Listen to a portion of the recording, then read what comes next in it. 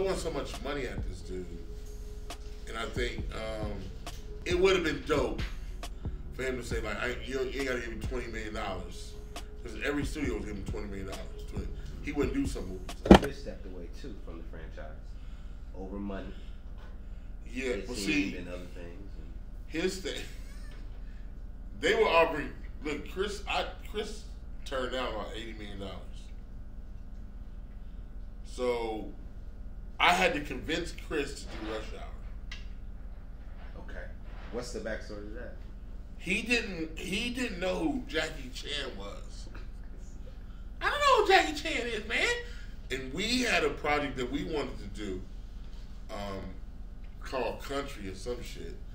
And Tracy, his manager at the time, had made a deal with Paramount, and he thought Tracy sold him out. This goddamn Tracy, man, he made this goddamn I was like, Rush Hour came through Brett. He's like, man, you motherfuckers want me? I was like, Chris, I remember sitting in the foyer of my house going, are you crazy? Fuck the cut. We do that other movie. This motherfucking movie here, Jackie Chan. I'm a big Bruce Lee fan. Okay. So I knew who Jackie Chan was. Right. I'm like, Jackie Chan is the shit. Man, that motherfucker don't speak English. But I was like, Chris, trust me, that shit is gonna be brilliant. I'm telling you. You don't trust me.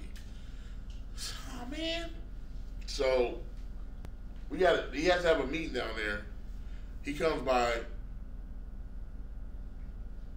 the studio to pick me up, to go over to where Brett and them are, and they're looking at clothes and shit. Okay. Cars, and Brett's like, Faizon, can you talk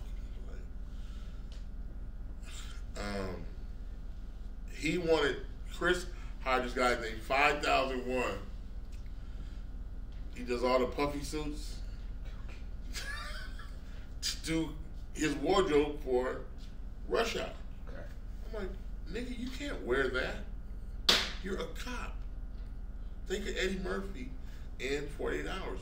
It's a look you gotta have. He says, nah, why can't you can't wear a puffy, a silver suit, nigga. You're not flashy. You're a cop. You're an undercover cop. He said, yeah. So I said, what about this? It was the suit. There was two suits on the rack. There's a brown one and a blue one. I said, what about this brown one? I'll wear the blue one. I'll wear the blue one. That's your suit. He wanted a Corvette. He wanted the studio to give him the Corvette after he did it, right? The black Corvette? No. The brand new Corvette. He wanted to drive that in the movie and thought the movie was going to give it to him afterwards. I said, you can't have you're a cop, nigga. Think of Eddie Murphy's car. He's a raggedy ass Nova. So I don't know how we got to it, but it came to the Corvette he had. I was like, you can have that, because that could be passed down from your father, who was a cop, and you can be them restore that. You can restore that. Okay. That could be your car. Okay. It's classy. It's, you know what I'm saying? And that's how we got to it. And talking him into that. So, kind of just touching back on his position on Friday, do you agree with him like stepping away? No, I mean, because the fans, I think, feel some type of way about it, because it's like he kind of owes that to the culture, like how your position is. That role helped push you to the forefront. It definitely did for Chris. Definitely did. So it shouldn't be. They was throwing so much money at this dude, and I think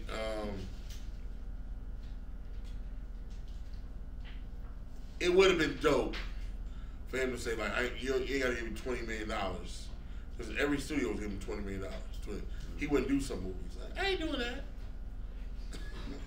Like, nigga, it's supposed to.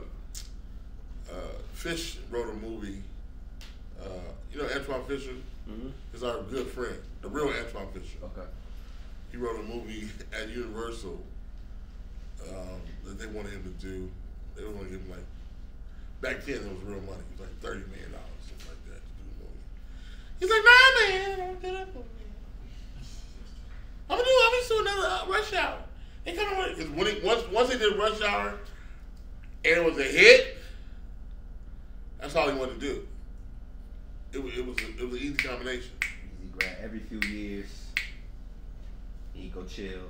No script. Hey man, what are you doing? hey Chinese man. So, but I see what you're coming from. It'd have been dope to, as a business, he knows that money's gonna go somewhere. Right.